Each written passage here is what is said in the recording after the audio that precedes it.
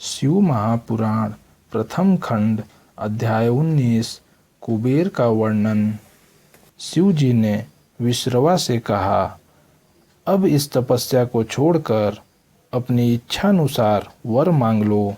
यद्यपि यह शब्द सदाशिव ने उच्च स्वर से कहे थे, परंतु विश्रवा ध्यान मग्न होने के कारण शिव जी के शब्दों को नहीं सुन सका।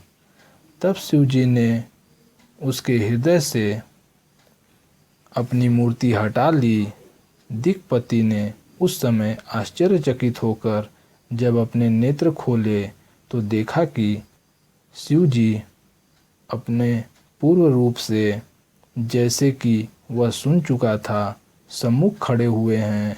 उनके वामांग में पार्वती खड़ी थीं।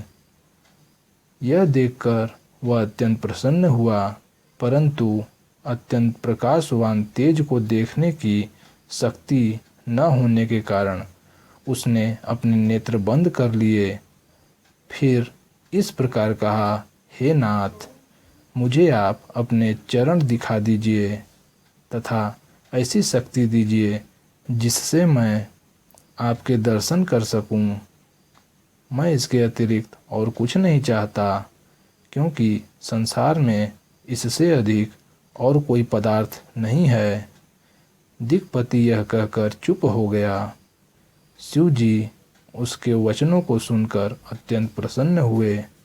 उन्होंने दिक्पति को अपने स्वरूप का दर्शन प्राप्त करने की शक्ति प्रदान की तथा अपने हाथों से उसके हाथ पकड़ लिए। सर्वप्रथम दिक्पति ने नेत्र खोलते ही शिव रानी को देखा और कहा, ये देवी कौन हैं? इनका बड़ा सौभाग्य है जो ये शिव जी के इतने निकट रहती हैं। इनके पुण्य, प्रेम और माता पिता को धन्य है। उसने यह बात बारंबार कही तथा शिव रानी को प्रत्यक्ष कुदृष्टि से देखा। इससे उसकी आंखें तुरंत फूट गईं। उस समय देवी ने क्रोधित होकर कहा, यह तपस्वी कुदृष्टि रखने वाला है, इसी से इसे कष्ट मिला है। यह ऐसे व्यंग वचन कहकर मुझे अपनी स्त्री के समान देखता है। शिव रानी बोली, हे शिव, यह आपका कैसा भक्त है? यह वचन सुनकर शिव जी हंसते हुए बोले, हे देवी, इसने छल का त्याग कर ऐसा तप किया है जो प्रत्यक्ष है।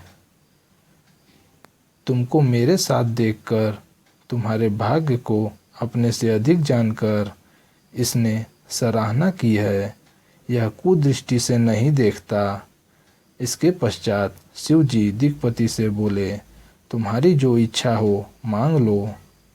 हमारे आशीर्वाद से तुम समस्त निधियों एवं संपूर्ण राजाओं के स्वामी होगे। तुम्हारे अधीन विद्याधर, यज्ञ तथा किन्नर रहेंगे। तुम्हारी जो गुप्त इच्छा है हम उसे भी जानते हैं।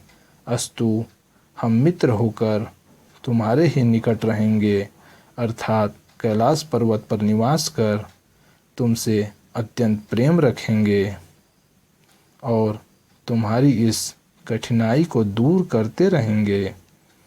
अब तुम शिवरानी के चरणों पर गिरकर इनसे क्षमा मांगो, क्योंकि ये तुम्हारी माता हैं। इस प्रकार ये प्रसन्न होकर अपना क्रोध शांत कर लेंगी। शिव जी की आज्ञा सुनकर विश्रवा शिवरानी के चरणों पर गिर पड़े।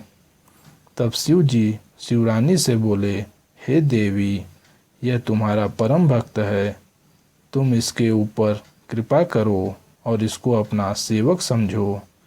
शिव जी की ऐसी बातें सुनकर शिवरानी ने अपना क्रोध शांत कर लिया तथा दिक्पाल से कहा, अब तुम हमारे पुत्र हुए, इसलिए तुम्हारे मन में शिव जी की भक्ति सदैव बनी रहेगी। तुमको शिव जी ने जो वरदान दिया है वह सत्य है। तुम मेरे स्वरूप की इच्छा करके अपने मन में भय नहीं लाए, इससे तुम्हारा नाम कुबेर होगा। तुमने जिस शिवलिंग की स्थापना की है वह सिद्धि प्रदान करने वाला होकर तुम्हारे ही नाम से प्रसिद्ध होगा। वह संपूर्ण पापों को नष्ट करके मुक्ति देगा।